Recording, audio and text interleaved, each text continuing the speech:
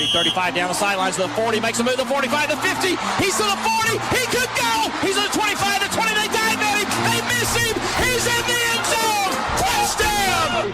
Throws off his back foot, wide open man in the end zone, leaping grab, touchdown! Launches the throw down toward the goal line, going up, ball tipped in the air, caught, touchdown!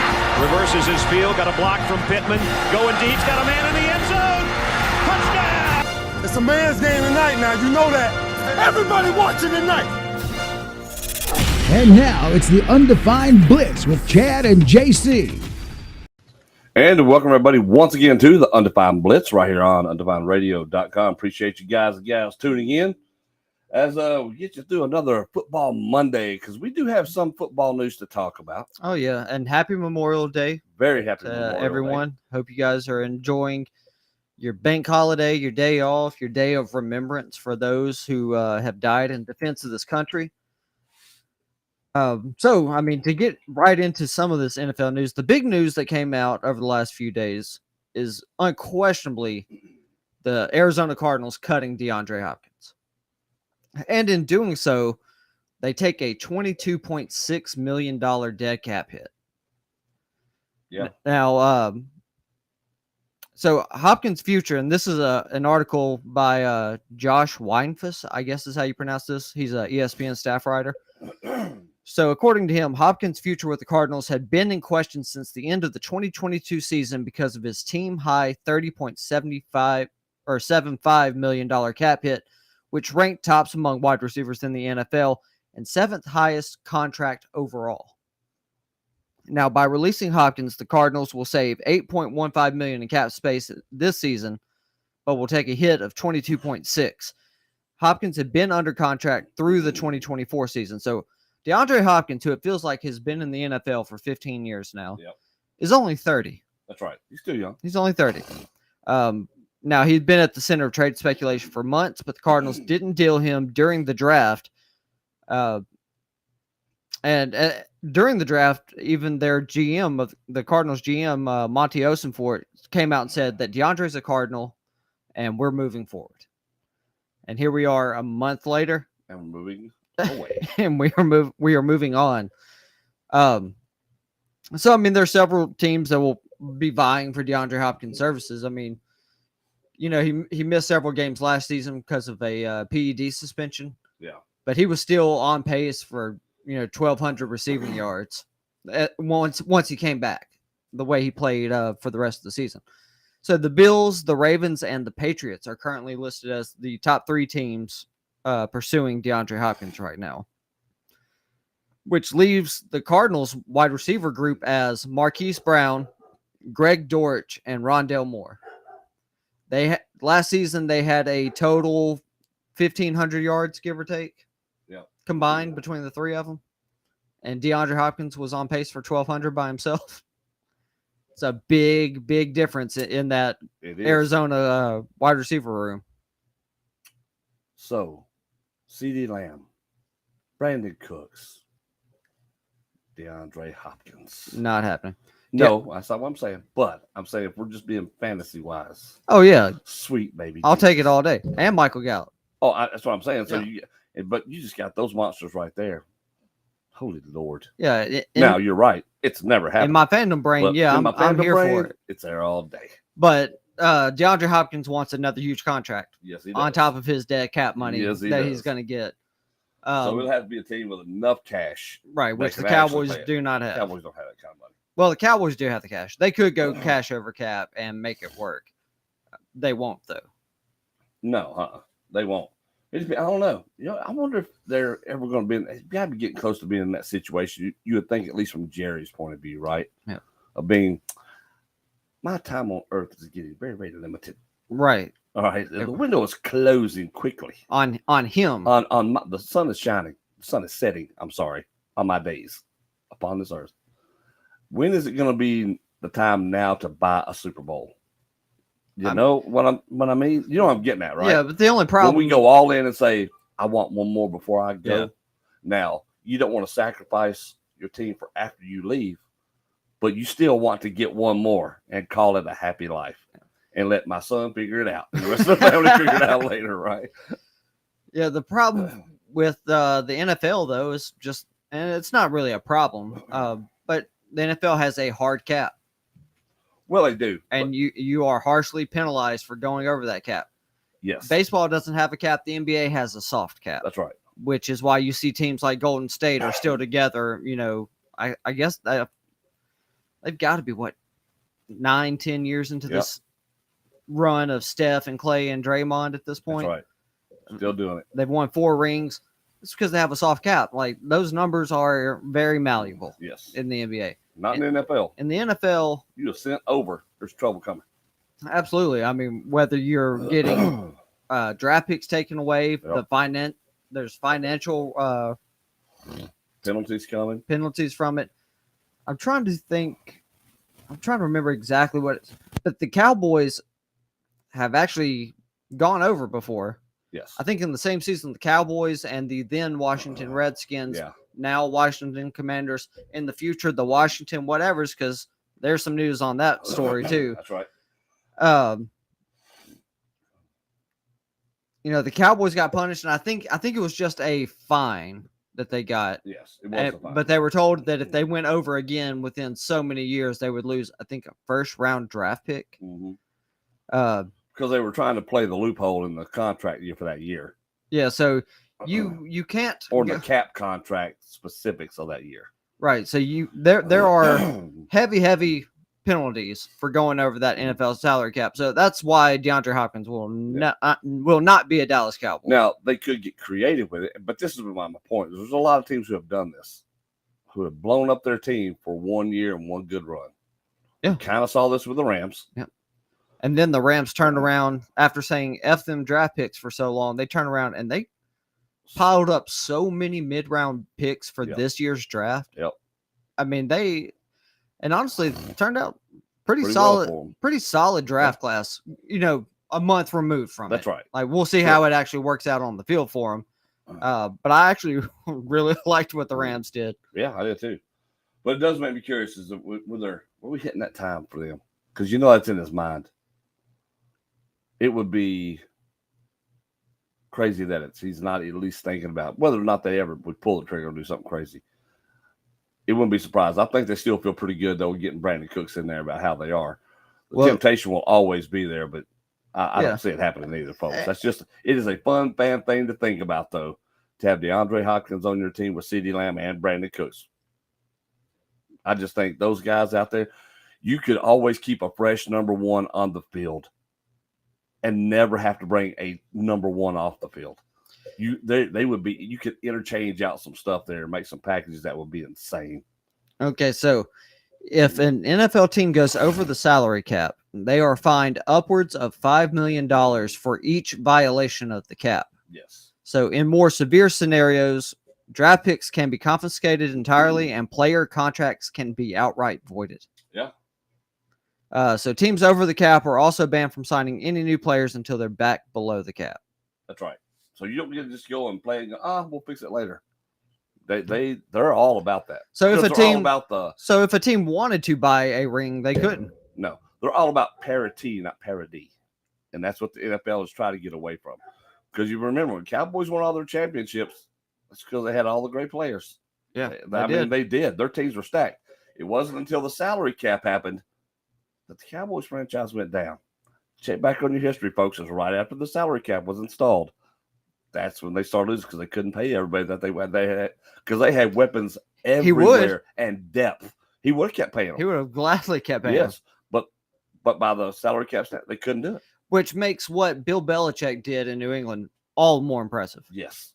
And anybody who says that's, and I may not care for the Patriots, but what they did up there was insane for how long they've done it. Yeah, I mean, you did 2 dynasties in back-to-back decades. And people, you know, and the weird thing is Bill Belichick doesn't draft particularly well. No, he really doesn't. He's had infinitely more misses than he's had hits. Yep. Now there's gonna be guys saying, "Well, you drafted Tom Brady." Well, they did not know what Tom Brady was going to be. Stop it. That was a crapshoot. Right, that was definitely a crapshoot. They had no idea. They were just like, "Hey, let's get us another body for camp." That's right. But you know, Bill Belichick has been notoriously. People have questioned his decision making in the sense that he is not afraid to cut a player loose while they're still playing well. Exactly. He doesn't wait for them to fall off. He doesn't. He will get rid of them and say, yeah, maybe he's got 1 or 2 more good years in him, but he can have those good years somewhere else. That's right. I've got to keep fresh young talent in here and he keep this stuff going. Keeps the salary low, and they keep making it work. And it's just one of those things. So, I mean, there's so many ways to do it, but you have to look at New England's way of doing it and going, this is probably the best way to try to build your football team. Now, having said that, you've got to be a really, really, you got to have a great eye for talent. Absolutely. For what true football talent is. Not just the guys who spark your interest because they had a good combine showing or good pro day showing. It's got to be more than that. And I believe Bill Belichick is one of the guys that they go deep into these football players. Oh, yeah. He'll go into, D3 schools, D2 schools. Yeah. Like Bill Belichick's the guy, he is going to the schools that you've never heard of to go watch a player that you've never heard of. No, they're looking at their mechanics. They're looking at their get up and go, their want to. I mean, there's so many different aspects that they look at that a lot of these other teams just don't. I say, well, this dude ran a 4.4. He ran a 4.2. Did you see that? A 4.29. Look at that. He's fast. Let's get him. Well, the other problem is it's like the replacements. We can't catch anything without gallons of stickum on his hands, but he can run fast. And you see this a lot, and it fails a lot. But New England's been great at it, though, at getting quality players year after year after year. Yeah, I mean, they have been tremendous, and we'll see how it works out for them. They're kind of in a down spell right now, but, man, if you add DeAndre Hopkins to that team, maybe Mac Jones gets this thing figured out a little sooner than everybody thought he would. Oh, probably.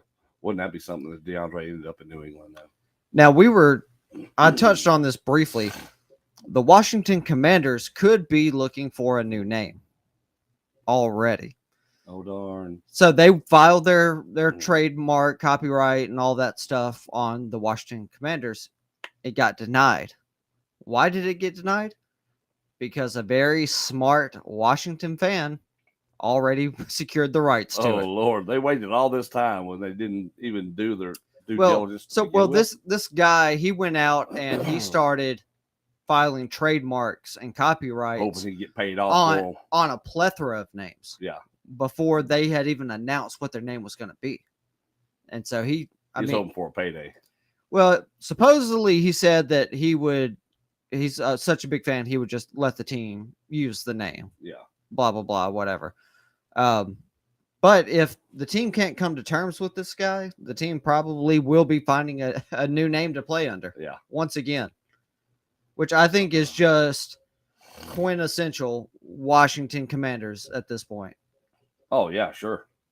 I think that's so crazy, though. How do you feel about Magic Johnson, though, being a part owner of that team? Dude, compared to what they had, go for it, Magic. Yeah. I mean, go for it, dude. Look, Magic Johnson, he won a ring in the NBA as a player. He's part owner of the Dodgers, so he's won a World Series ring. Yeah. And NFL ring. They're not going to win a Super Bowl. But... No, they're not, but still. but that's the thing, though. Do they have a better chance than that? The management's got to be good enough to let football people run your football company. That's going to be the key for Washington. It won't be just because Magic Johnson's not going to be sitting up there making football decisions. No. He will help make some company decisions with the rest of his group, I'm sure, when it comes to financials, stuff like that. But they're not going to be making football operations calls. You hire a good football guy and a GM to run your company and let that happen. And then whether or not that guy does a good job, you can fire him and get somebody else in there, but you got to do it that way. Yeah, I feel like they're going to have to blow up the entire infrastructure of that front office. Well, it's been a cesspool for so long. Decades. They're just going to have to rebuild that whole, like you said, the whole infrastructure is going to have to change. I mean, and you may have some good people in there. The problem is you just don't know which ones those are. Right, because it's been so tainted. The NFL knows because they got all those emails that they won't release. They do. So that's crazy. Hey, what about this Big Ten news, by the way? What was that? So the money situation with the football rights and all that. Have you heard about this? No, news? I have not. Yeah, so there's so much. I think they're on the Big Ten schools are going to have to pay or chip in to pay $40 million. To who? I don't know. To the Pac-12? No, it was to Oh my goodness, man! I don't know if it was maybe for USC and UCLA coming over. No, it was a TV football rights thing because I know they're playing some games on Fox. I think NBC has a couple of. Oh, games is it where they got overpaid? I think so, and they they have have to pay it back, yeah. right? Pay it all. That's what it is. Which is fair. But I was curious as to how the overpaid thing came about because I just saw it when I was in the gym the other day, and I meant to go back and check it out, and it's been a busy weekend, so I never did. But I was curious as to how all that whole thing came around with them getting overpaid. Well, I love that Iowa's AD, they were like, oh, we got to pay all this money back? Oh, screw it. I'm retiring. Yeah, really, I think I'm done. You know, that's wild. He's like, I'm not dealing with this. Yeah, I wanted to see it, and I keep looking at it, trying to find the report on it again, but yeah, I wonder who committed that oversight, though. That's what I was trying to find and look at because I want to talk about it. And while we were talking there, I just remembered that that's one of the things I really want to talk about today. And I cannot find the stupid thing anywhere. Well, we do have some other college football news. All right, let's talk about it. So Shiloh Sanders has now decided that he is joining his brother Shador and his father Dion out there at Colorado. Yes, he is. As a grad transfer. Yep. So just more splashy, attention-grabbing headlines for the Buffaloes, which, hey, they haven't had that in 30 years, so good on them. And the University of Georgia has extended the contract of their athletic director and is currently planning to add 2 more football practice fields to their campus. Dang. Because they are just rolling in the money right now, Oh, coming off the back-to-back national titles. You want a couple more practice fields? Sure. Okay. Let's do that. And speaking of Colorado, though, Colorado's also set a single-day ticket sales record. Just that's the hype around Dion and Coach Prime and this whole marketability that the University of Colorado or Colorado University now finds itself with. It's just, I think that, the whole Colorado situation is going to be interesting to watch play out. Because it's going to be such a different look for that program with all the stuff and all the hype that's going on. They are going to be so under the microscope. From now on, it's just going to be one of those things. Oh, absolutely. It was easier to get away with down here in South Mississippi. It's a whole different story being up there in Colorado. Yeah, I mean, when you're a Pac-10 program, you're a Power 5 school. Yep. Yeah, you're coming off a 1-11 season. I don't think anyone expects them to be 1-11 this year. And maybe they're middle of the road. Maybe they're 5-7, 6-6, whatever. But that's the greatest period he will get because of how awful the team was last year. Yeah, and they've lost a ton of their players. Yep. They've gone out in the transfer portal. They're bringing in a bunch of transfers. I think Dion even came out and said early on in this whole process that he's focusing on getting more transfers in first. Yes. Get proven guys in here and let's get this thing established. Yeah. And then we'll start focusing on building classes through younger guys. But it is going to be interesting to see how it turns out. Colorado's got a lot of nationally televised games this year. Yes, they do. A lot of big ones. Because of primetime. Oh, 100%. I mean, you think Nebraska has been so bad for so long. Now they have Matt Rule as their head coach. I think Colorado and playing Nebraska is early on in the season, like week 1 or week 2. Yeah. That's going to be on national television. 2 schools that didn't do well last year. No. Going to be on national television because of Deion Deion Sanders and Matt Rule. That's right. But speaking of Deion Sanders, you remember how great he was as a two-way athlete? Oh, yeah. Played college baseball, college football, played in the NFL, played in Major League Baseball. He won a Super Bowl and came very close to winning a World Series. That's right. Well, now former Ole Miss quarterback and current UCF quarterback John Reese Plumlee, he's trying to do the same thing. It's been well documented this offseason. Earlier this year, UCF had a baseball game against Memphis. It was at UCF. So Memphis is playing UCF. They pulled John Rice Plumlee out of the game, I guess, in the 7th inning after they came out of the outfield. Yeah. And they pulled him, and they were like, all right, man, get going. Yep. And he throws off his baseball cap. He runs in the dugout, and then he makes his way over to the football complex because they had their spring game. Then went out there and threw for 250 yards and 2 touchdowns in the spring game. That's right. So I wonder how ultimately, long term, when we look back, will John Reese Plumlee be the NFL MLB guy, or will he just be? I think he'll just be one, an NFL guy or just an MLB guy. Because Kyler Murray got drafted in the first round in both sports. Yes. And we saw him just choose football because he is a quarterback. And I think that's the difference. Well, and that's the thing. And I think that's what I was going to say, because, Troy Aikman was also had a choice to make. Because do I play baseball? Do I play football? Right. Because, you look at Bo Jackson, he was a running back and an outfielder. Yep. Look at Deion, he was a corner and an outfielder. When it's that quarterback, and there's any chance that quarterback could get hurt outside of the game of football, that's right, teams shut it down. Well, and the other problem with it is that the quarterback position is such a complicated position. It's not an easy position to play. And not that I'm downgrading being a cornerback or being a punt returner or being an outfielder. But you have to know everything about everything. You do. And it's hard to do that job. So you're constantly having to study.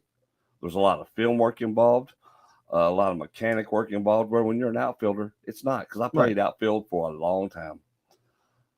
It's not the same. When I played football, I played wide receiver and I played cornerback and free safety. So those positions aren't as intellectual as a quarterback spot is. Right. You still have to know, hey, my mechanics, I have to know where to go and all that good stuff. But a quarterback has to dissect defenses. He has to call everything. He has to know everybody's job, not just I didn't have to know my job. Oh, my assignment is this. Okay, let me go do that thing. And trust that your teammates are going to pick up theirs. That's right. Quarterback has to know everybody's job, what everybody's doing. It's including the defense's job. Exactly. So he's got to know where they're coming, where they're going. My job as a receiver is just to make the guy go one way or the other, so I can go my route and run my route clean. So basically, I essentially wonder if we will ever see someone do that again. The multi-sport athlete at the professional level. You had Deion, you had Bo Jackson. People want to throw Michael Jordan in there, but Michael Jordan played AA baseball. He did. And so it's not really the same. It's not really on the pro level anyway. Like when I say Deion Sanders won a Super Bowl and played in a World Series. Like he played. He played. This dude was a base stealing machine, right? Yeah. So Deion was a true two-sport player. And again, Bo Jackson, same way. Bo Jackson would have been Hall of Fame in both sports if he doesn't have the hip injury. Yeah, that hip injury just derailed everything. It ended his football career, and it really slowed down his baseball career. That's right. Because Bo Jackson was otherworldly. Yes. That dude was just something special that you don't get. And that's what I mean. It takes a special athlete to be able to do those things. You have to be the right type of player in both sports to be able to do it. And Deion just had that combination that very few athletes truly have. No, playing the right positions you have to play to make that work. Yeah, and just Bo Jackson was an anomaly as far as that combination of power and speed. Yeah, that people just don't have. But Deion, he was just a true athlete. Well, he was, and it just like he could see it, think it, process it just faster than everyone else around him. And his mindset was different. You have to have a certain mindset when you're a top tier athlete, dude. You just do. You have to be tenacious. Yeah, there's winners like that. Guys who play on that level their minds work on a whole different level. They're you'll see they've got this brashness to them, this confidence, and that ability because they know how good they are. And it's not even a question. Like there's not a question of am I good enough? They just know it, and they know that they're better than you. And they just go out there and do the thing, right? Because they know it. And they make you know it because because you look at, like, it's easy to build up a mythos around some of these greats, right? Like Dion was not a perfect cornerback. He was really fast and he could close on the ball. He wasn't going to sit there and do a lot of arm tackling and wrapping around you and stuff like that. That was not Dion's game. No. His goal was to knock the ball down or try to intercept it. Yeah. That was his deal. And he was going to talk his talk and get you rattled. That's right. To make you make a mistake or give away where the ball is going. That's what. And most of his game was the fact that I didn't have to do a whole lot, but stick with them. They weren't going to throw my way. And as a baseball player, I mean, he wasn't a power hitter or anything like that. He hit for contact and he used his elite speed. He wasn't an exceptional outfielder, but he wasn't bad. You know what I mean? So he wasn't like, oh, this guy's going to, he could catch and he could run, he could track the ball because he's an athlete. He's a great athlete. But he's not one of the great outfielders of all time. When you think of guys who could just make outfielding look otherworldly, but he could track a ball like nobody's freaking. Because that was his job in both sports. That was it. Was tracking and that's football. what he did. So his awareness is what made him great. But you go back see guys and like you that. watch those clips of Bo Jackson. Yeah, that dude. He was a great outfielder. He was a great outfielder. I mean, the spider runs across the wall. There was one clip I saw where it was a lazy fly ball into shallow left, and Bo runs it down. Yep. Somehow managed to get to it. Closing distance and speed was stupid. Had no bit like any other outfielder would have not gotten to this ball. And Bo was twice the size of Dion, by the way. Bo was twice the size of everybody. Everybody. Tree trunks for legs. So Bo runs this ball down. Not only does he run this ball down, he then gathers the ball quickly. Yes. Like there's no fumble in his transition between the glove to his hand. And he fires the ball back to first base and gets the runner out. He was trying to get back to first. That's right. They don't make humans like that a lot. I think it was Harold Reynolds. I could be mistaken. Who's playing for the Mariners. There was a deep ball hit out to the outfield wall. Playing against Kansas City, I think it was Kansas City. Bo Jackson was still there before he went to Chicago.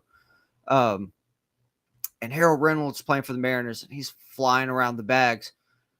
Harold Reynolds, one of the fastest dudes in baseball at the time, and he comes running home, and Bo Jackson, from the deepest part of the outfield, from the warning track, throws the ball to home plate. It never hits the ground. No, on a line. On a line directly to the catcher's glove. Harold Reynolds is out, and he was furious. Yeah, it's like he couldn't believe it. And hey, if it wasn't Harold Reynolds, please let me know. But for some reason, that's the one that's popping in my head right now. Go watch a clip on YouTube. It's awesome. It's electric. It's freaking crazy. Like Bo Jackson clips are just different. They are. Everything about them is different. So, but back to your point, I don't know that we ever see guys like that again. And we may. That guy may be out there somewhere, but we ain't seeing it right now. That's not right now. So no, I don't think Plumlee is going to be one of those guys. We'll never see a quarterback do it. Right. It would have to be a skill position player. Yeah, we'll never see. Which hey, we saw Plumlee play wide receiver at Ole Miss, so who knows? Well, that is true. Maybe he makes that transition. So, and I saw the interview the other day it's been a big topic of conversation, especially with Patty Mahomes. Talking about he doesn't want to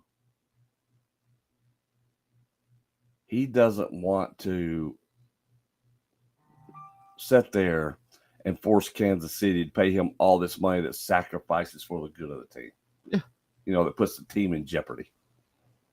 Which, hey, but look, that's great. That shows you that he gets it, though, because he knows he's making plenty of money. Oh, he's making tons of money. But between his NFL contract, his endorsement deals, he knows that he's fine. His family's fine. They're taken care of.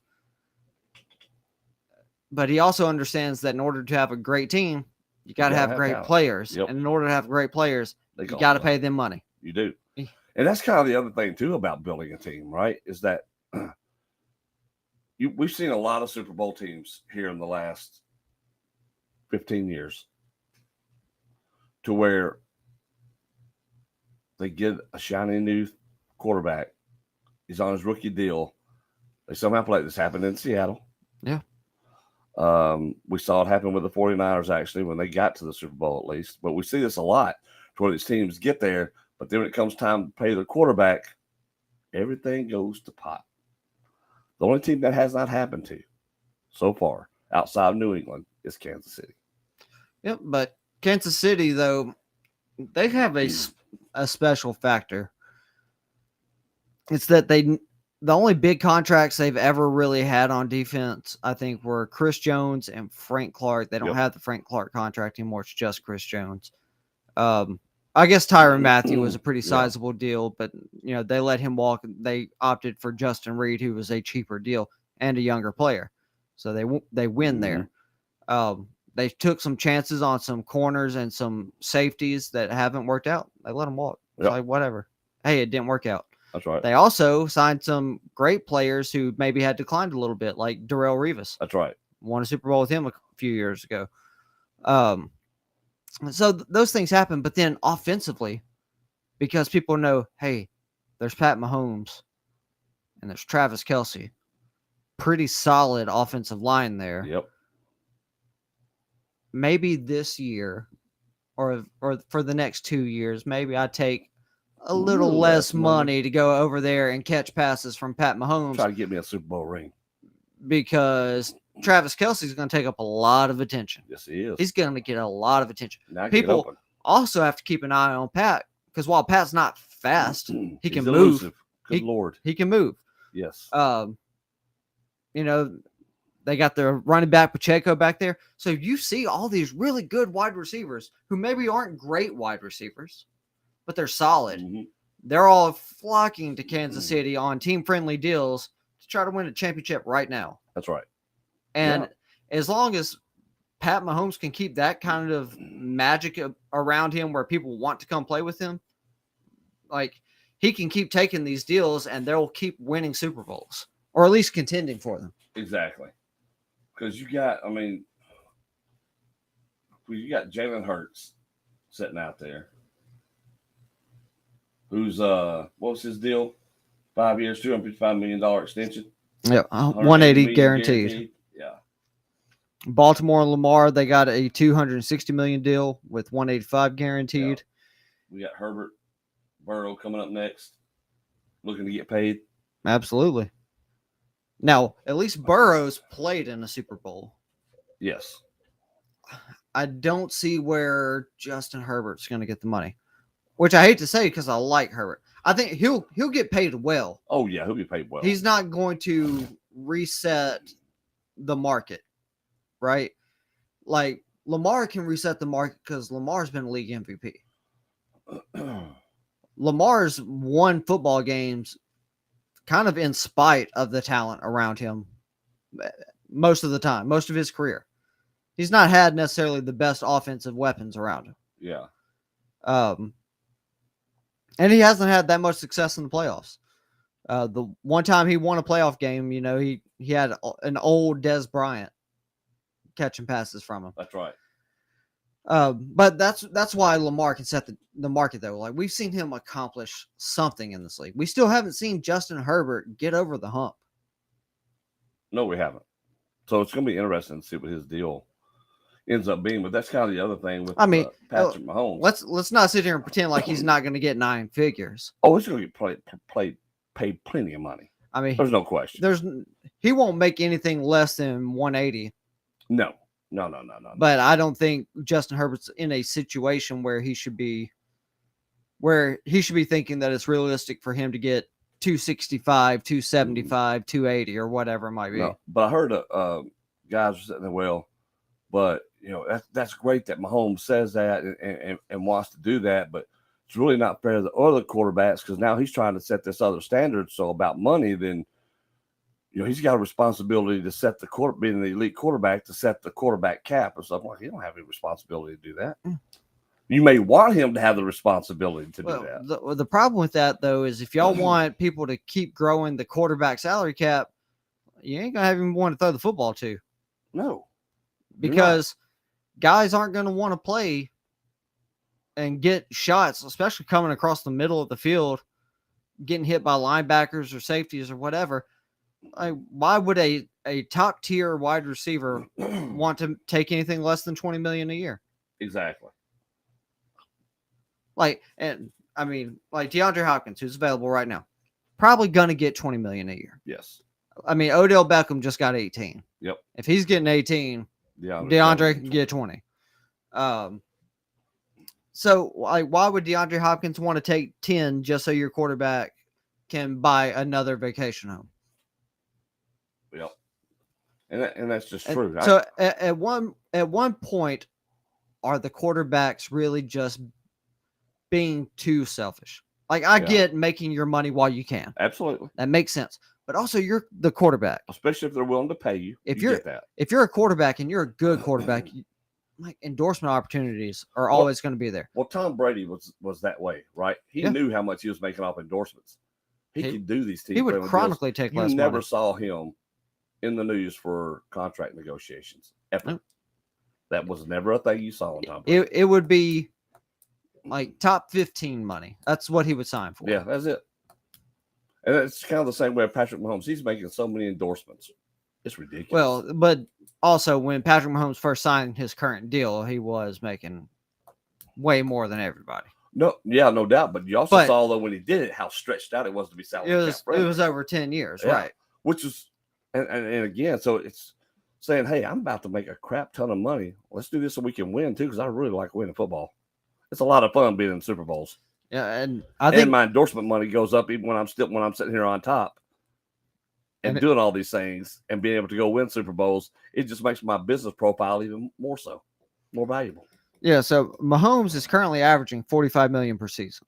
Yeah, good Lord. But it's figured out and it's cap friendly, and it allows them to keep their guys and keep signing guys. Yep. So even though Mahomes is getting $45 million a year, his salary is technically only 7th among the league's quarterbacks. And as you were talking about earlier, he talked about at Chiefs OTAs that he's just not concerned about the money. He said, obviously, I want to do the best for myself as well, but at the same time, I've always said I worry about legacy and winning rings more than making money at this moment. Yeah, because he knows he's got a butt ton of it. And that's the thing.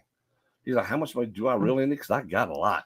And he went on more. He went on to say you can't win the game by yourself. So you have to be diligent about everything around you, but that should never be at the mercy of the compensation or the guarantees. Yeah, I love Patrick Mahomes. The more you learn about the guy, the more you like him. I mean, I hate that he played for Texas Tech, but yeah, they were terrible when he played at Tech, so yeah. I'm not that concerned about it. Yeah, but it's just but that's the thing, man. You don't find a lot of guys like that. No, absolutely not. And I think that's why he's going to be another one of those long-term. And they're fewer and fewer far between. Yes. At the way that the world's going. That's right. I mean, you just don't. It's getting less and less common. Speaking of, but I do wonder though, with him making these kinds of statements, especially now with the media the way it is and the ability to get all this information, if it does, will the media start holding this kind of thing against other quarterbacks? And other quarterbacks going, look, I'm gonna be like a dick if I go out here and just say, dude, now I got to do something like this. And I think that's where a lot of this argument is coming in, right? It's like, well, that's a decision every individual has to make. Like, as a quarterback, though, oh my God, you're making $45 million instead of making $50 million. That's right. How unfortunate for you. That is so sad. I am so sorry about your hardships. Tough. You know? Yeah, but if that $5 million gets you another really great player or a couple of complementary pieces to your team that helps round out your roster, then you can't really be hurting for it. I agree with you 100%. But we were talking about guys who were selfish and self-absorbed. One of those is ex-Steelers running back Le'Veon Bell. So Le'Veon. Yeah, so Le'Veon Bell came out recently and said that he regrets the way he handled his exit from Pittsburgh. He tried to hold them up for money. Steelers never blinked. He ended up leaving, took less money with the Jets than what he would have got under the franchise tag with the Steelers. Yep. And then his career just derailed. Yeah, from that point forward. And he said that it was really petty of himself to do that. And he was right. I mean, it effectively ended his career. Yep. What was your take on Le'Veon's? I don't want to call it a I guess it's an about face, if anything, really. It's called maturity. And being able to look back and go, I was an effing idiot. Yeah. Why? Here's the thing. When we see professional football players and we see these guys, these are kids who are in the prime of growing still. Right. You're still growing Correct. in your 20, man. And your brain doesn't fully develop until you're 25. It doesn't. And I get it. Most NFL players' careers are starting at 21, 22. That's right. And yes, you are technically a man and you are full grown and all this other stuff. But I saw anybody who's ever lived for any length of time past the age of 30 will tell you that, I was still so immature and I still have so much growing to do. It is ridiculous. Absolutely. I mean, so Le'Veon, he got the franchise tag. He ultimately didn't sign the franchise tag until it got to the point in the season where if he waited another week to sign it, he couldn't play the rest of the year. That's right. So he ended up signing it. He played the last, I guess it was 7 or 8 games of Pittsburgh's season. Well, rather than agreeing to terms on a new deal, Pittsburgh offered him the franchise tag again, which increased his pay even more. Yeah. It's like, dude, you're making more money. Yeah. And so he could have signed a short-term deal that probably would have paid him, I don't know, let's say $12 or $13 million per year over the course of 2 or 3 years. But if you're making $12 to $13 million every single year for that much time, that's $24 million, $26 million, or it could be $36 million or $39 million, depending on money and time. And you robbed yourself of that by sitting out that entire season, then going to the Jets and having your career fall apart. Well, and the other part of that is, too, the immaturity of a lot of these guys, and there's a lot of immaturity, is that you also have other immature and greedy people in your ear telling you what you should do and what's best. All these people that are getting a cut of your money. Yeah, all the people with their hands out who make their living off of you. I mean, legitimately making their living from you because you feel you have to have an entourage because other people have entourages or people tell you this is what you got to have. And you see these terrible stories all the time. And it happens all the time. It's like, what is going on? Just put the dope down. I get it. You like to smoke the weed. We'll wait till the season's over and smoke all you want to. Le'Veon was one of those guys. He smoked before every Pittsburgh Steelers game. Which we know because he said it. Well, even before he said it. I mean, think back during his career. He and LeGarrette Blount got stopped. That's right. While they had weed on him. Le'Veon, of course, got very minimally punished. LeGarrette Blount got traded off to the Patriots where they just went and won a Super Bowl. That's right. So, I guess LeGarrette really didn't get punished in that situation. No. But also, right? Pat McAfee was talking about this with Pat Ryan Jones the other day, and with AJ Hawk, because AJ Hawk, it was kind of news for him because he wasn't ever in the substance abuse program in the NFL, and so Pat and Pac-Man were talking about how that program is designed for you to never be able to escape it. Oh, yeah, because Pat was in for 26 months, 25, 26 27 months. Yeah. He did 3 months of the program, and they're like, all right, now you get to start phase 1 of the program. That's right. Wait, what? Yeah. So, you've done 3 months, but now you got 24 more months of this where they tested him 8 times a month, which is the maximum allowed by the CBA. Yeah. And so he got randomly tested 8 times a month for 27 months. They're just waiting for any small mess up. That's right. And then they're docking your money. You're suspended for however long it might be. Mm-hmm. That's why Josh Gordon's career really got railed because the way this program is set up was designed. It's not set up for success to help the players. Never. It's not. It has nothing to do with the players. It has everything to do with the NFL and their shield and their money business. And that's all it is. I hate to break it to you, but this country now is, pot is probably the biggest cash crop we have. Well, it is at this point. And we were having this conversation. Yeah, it was a couple of days ago, actually. And no, it was down in. I went to Hot Springs last weekend. Yeah, it was last weekend. We're down in Hot Springs. Went by Crystal Ridge Distillery. All right, the only active moonshine distillery legalized in the state of Arkansas. Right, so we got to take the tour of how it was all distilled and how that whole thing works. Right? They have like samples and yeah, so we got to do a tasting and all that. And first of all, let me tell you, best stuff I've ever had, by far.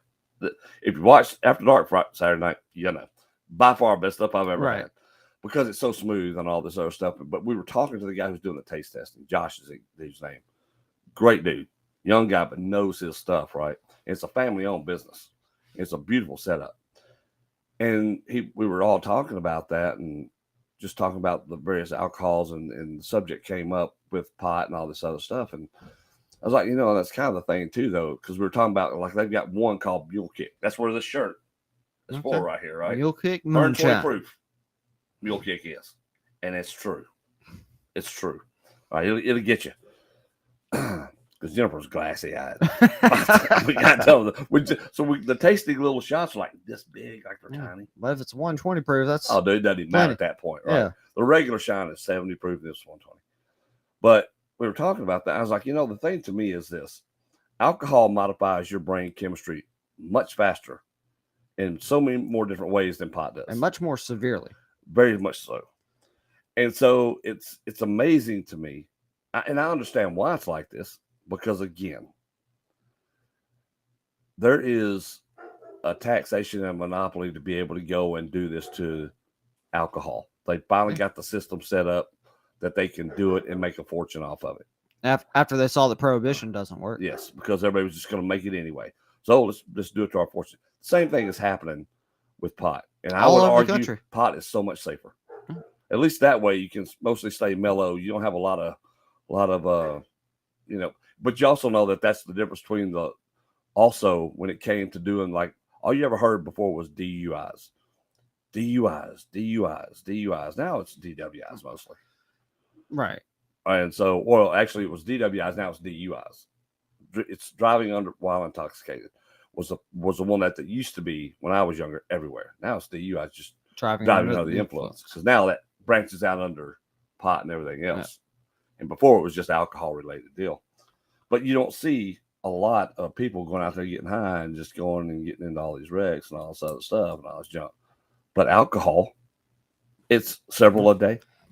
And, no one smokes a doobie and then goes and beats their wife. No. Just yell at me later. Yeah. You have any chips, babe? It's like, hey, I'm gonna go. I'm taking a nap. Yeah, I'll just go chill out over here. I'm sorry, by the way. But that's kind of the thing. But they made that one out to be such a much more harsh thing when we all know it's not. And that's kind of the ridiculousness you see of it. But for guys like the NFL and places like that, it's an opportunity. And I fully believe it. And they can deny it. And they can again say that, no, we're just trying to make it safer for everybody. Like, make what safer? Right. What are you making safer? Are you going to forbid these players from taking alcohol? They're going to do it because it's not illegal. The NBA doesn't even test for pot anymore. No, because nobody would be playing. Yep. Nobody would be playing. Some of the all-time greats in NBA history were high for every game. Yes. Imagine the pain that you go through playing, which is one of the weird kind of crazy side effects from pot smoking, the CBDs and all that other stuff that you get in your system that kind of helps alleviate some stuff. Yeah, you get a little pain therapy there. But you see them doing it. And I could care less, to be honest with you. I really could care less. I just think it's a sham what these big companies like this do. Right. To their players who give their bodies for that sport. It's such a dangerous sport at that. Josh Gordon didn't do what Henry Ruggs did. Nope, he sure didn't. Josh Gordon didn't do, honestly, what Pat did, which was innocent enough. That's right. He just walked around Indianapolis with the shirt off. That's it. Just being drunk in public. And that's the crazy part, too. Like, Pat was in the program for 27 months for public intoxication. That's it. Which is kind of an innocuous thing in and of itself. Yeah. Like. Well, I got drunk. What are we doing? Well, he also got arrested. But, Well, there was that too. But still. but what are we doing here? At what point are we just doing things for the sake of doing them? We see that a lot. And it's just, we can't. But what's funny is that they do these sorts of things, and I think people have gotten dumber. And I don't know how that's possible with all of the accessibility we have to knowledge these days. It's because we have the accessibility to knowledge and we only use it for entertainment. I think so. But like I saw this deal with Hollywood, right? So Hollywood, the Oscars has a new set of rules before they allow you to be nominated for a movie. So they just came out with a whole new set of rules that says if you do not have, and it's a whole list of them, this is just one of them. Like your main star or your main headliners right there, one of them has to be in a minority or a basically you can't be white. All right. You can't be male and white. One of your things has to be at least Native American, LGBT, some kind of diverse thing has to be in there. 30% of your cast has to be that way. It was a lot of things, right? So you couldn't, where they said you have to meet all these. So you can't have a movie that has anybody that's not, like say you're doing some history thing, like even if it was black, but that's okay because that you meet more than all the standards, right? But it can't be the other way around. And so this just came out yesterday, day before yesterday. And it's like, what are y'all doing? What are you doing? You're already running people out of Hollywood. We're trying to tell you that we're accomplishing something, but we're really not. Y'all are doing nothing but alienating people. How about you concentrate on good stories and doing good things and tell your stuff in the confines of what we're doing here. What if you try this crazy idea where you just let artists create art? And that was really the point. How about that? Let's try that. And that was really the point of it, because I watched Patrick Bet David, Valuetainment. This dude is incredible. He's Middle Eastern, right? Dude is incredible. This dude, he's built such a huge empire down in Florida, but he's such a great guy, and he talks to everybody. He just loves talking to people and finding out all these things. Patrick Bet David is cool. Y'all don't know who he is, go look at Valuetainment on YouTube, and you'll go down that rabbit hole and like, okay, I found me a new somebody I like listening to because he's great. But he brought that up. He's like, I just want to be entertained. How about you just go and do your jobs and just entertain us? Quit preaching. Let us make up our mind on what we like and what we don't like out here. Don't try to tell us what we have to be. Stop going woke and believing all this other stuff and trying to say, oh, you can only do this because we tell you can do it. He's like, and I thought, but that is in so many different areas that this happens. And again, to the NFL, it's more like, well, this is how we're going to do it. And then it goes back to ego. I think a lot of it, hubris. Like you get a lot of guys. How many guys get in there? And Pat McAfee and Pac-Man actually touched on this. The guy that tested Pat, it was a personal thing because Dr. Pat Brown. was like, "What's hell?" Yeah, Doc Brown, and not the good Doc Brown, right? The evil Doc Brown. And it's how many guys we run into like that with these complexes that want to be more important than Pat's they are. thing too was power. That Dr. Brown was not a real doctor because he was a psychiatrist. Which was funny, by the way. It's like, you're not even a real doctor. You're not a real doctor. Oh, man. I love Pat McAfee. Yeah, he's great. What a national treasure he is. Yeah. Who would have ever thought that Pat McAfee, after football, because I remember we were watching, right? It's like, this dude's funny. He was entertaining He was as so a player. As a player. But you never knew we were going to get this from that. And thank God we did, because Pat's awesome. So I know we're kind of running up against the clock, but I want to get in one more piece of news before we go. So Jimmy Garoppolo, Jimmy G, new Las Vegas Raiders quarterback. Yep. He has signed a waiver. Yes, he did. In order to pass his physical. Yes. For his foot, right? For his foot. So this was the injury that he occurred last year. So in absence of that waiver, Garoppolo would not pass the club's physical examination because of a pre-existing medial and middle cuneiform and fracture of the base of the second metatarsal in the player's left foot. Yeah. So this provision, titled Addendum G, was initially reported by Pro Football Talk and later posted on social media by the NFL Network. So this waiver addresses the foot injury that a source said Garoppolo underwent surgery for shortly after he signed his 3-year, $72.75 million contract with the Raiders. So according to Pro Football Talk, the Raiders could terminate Garoppolo's contract for any reason related to that waiver, and that Garoppolo will not be paid any of his $22.5 million base salary for the 2023 season until he passes a physical. The waiver is voided, though, if Garoppolo remains with the Raiders for 2 days after their final game of the 2023 season, according to the copy posted by the NFL Network. Kind of a Let's see. like the Raiders are protecting themselves because They are. supposedly there is a supposedly the foot injury was so severe that they're saying that the doctors are predicting that Garoppolo is going to be deteriorating pretty rapidly from this point. Yeah. Like the likelihood that he sees all 3 years of his contract, Not good. pretty slim. Yeah. The way the doctors expected to go. But also, no one expected Adrian Peterson to bounce back after he tore his ACL, and all he did was rush for the second most rushing yards in a single season in NFL history. That is true. And was only 8 yards shy of breaking Eric Dickerson's record, but his coach wasn't paying attention and pulled him out of the game. Yep. You know? It's sad.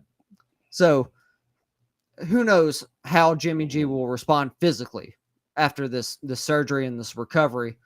But what I do know is he doesn't really have any competition there in Vegas. No. And so he should very comfortably have that job. As long as nothing happens to him. And I would love to see him succeed, right? I really would love to see him succeed. He definitely doesn't have the same quality offensive line that he just left. No. You know? No, he doesn't. Which should be a worry.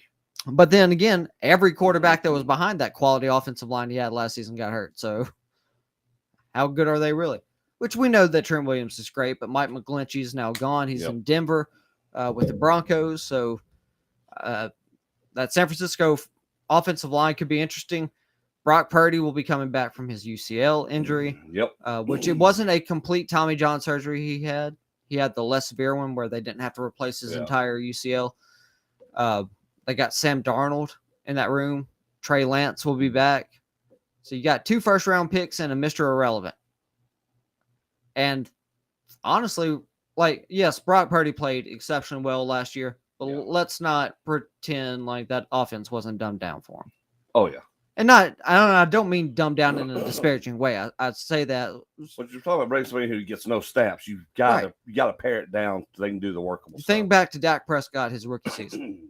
Yep. Like until Tony Romo went down in the second preseason game, you know, no one had any designs on Dak Prescott starting. And honestly, he still wasn't going to start after that Tony Romo injury. But then Kellen Moore got hurt that week in practice. That's right. And forced Dak in there. And they dumbed down that offense for Dak.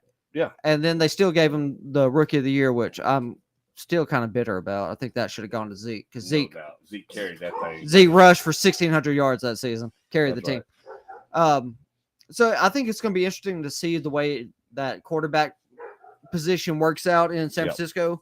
I fully expect Sam Darnold to end up being kind of the one who ends up winning the job. That would be interesting.